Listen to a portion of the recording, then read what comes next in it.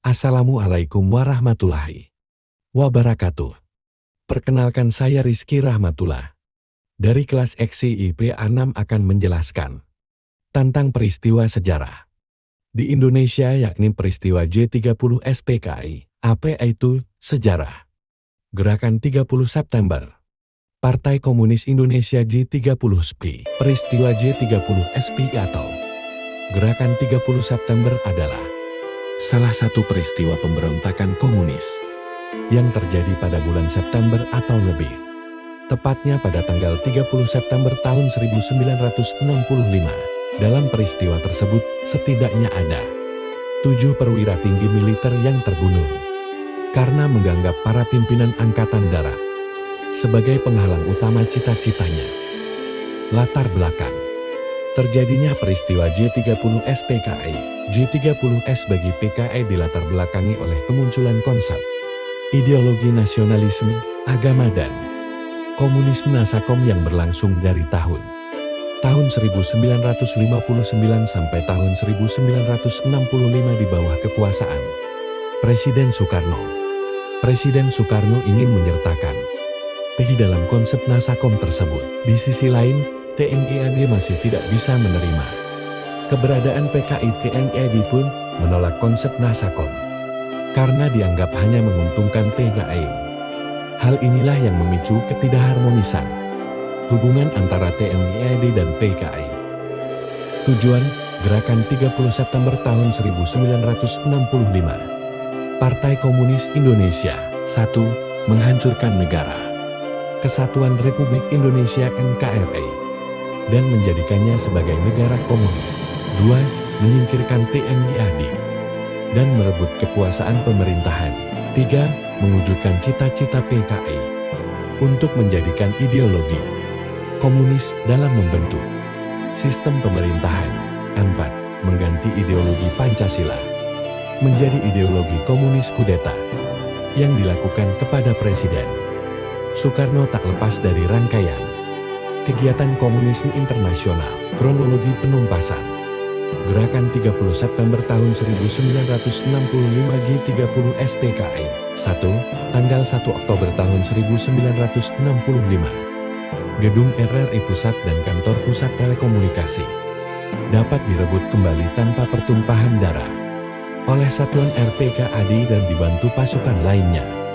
Setelah diketahui bahwa basis J30 SPKI berada di sekitar Halim Perdana Kusuma, sasaran diarahkan ke sana.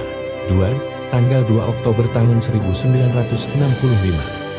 Halim Perdana Kusuma yang menjadi pusat kegiatan J30S diserang oleh satuan RPKAD. Pada pukul 12 siang, seluruh tempat itu telah berhasil dikuasai oleh TNI AD. Operasi ini juga berhasil menguasai beberapa tempat penting lainnya. 3. Tanggal 3 Oktober tahun 1965. Pasukan RPKAD berhasil menguasai daerah Lubang Buaya atas petunjuk Kopral 1 Polisi Sukirman yang menjadi tawanan. Akhirnya ditemukan tempat para perwira yang diculik dan dibunuh tersebut. Mayat para perwira itu dimasukkan ke dalam sebuah sumur lubang buaya. 4.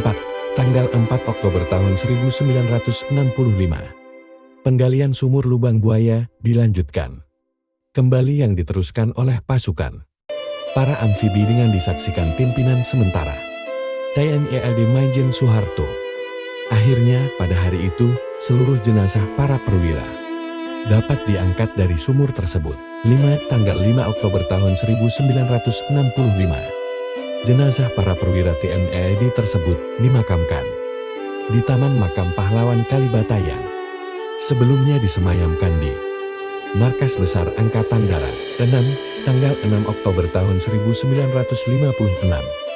Dengan surat keputusan pemerintah yang diambil dalam sidang Kabinet Dwi Korah, para perwira TNI AD tersebut ditetapkan sebagai pahlawan revolusi. Nama-nama pahlawan yang terbunuh dalam J30 SP. 1. Jenderal Ahmad Yani. 2. Maijen TNI Raden Suprapto. 3. Lachen S. Parman. 4.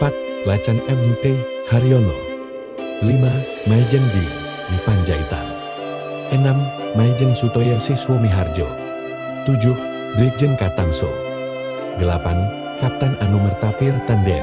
Kesimpulan dari gerakan G30 SPKI pada dasarnya dilatar belakangi oleh kesalahpahaman antara komunis dengan TNI AD.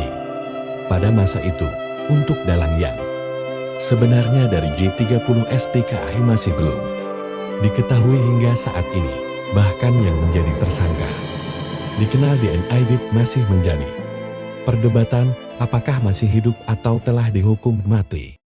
Terima kasih atas perhatiannya. Semoga bisa bermanfaat. Jika ada sumur di ladang, boleh kita menumpang mandi. Apabila ibu sedang senam, apakah boleh nilainya ditambahi?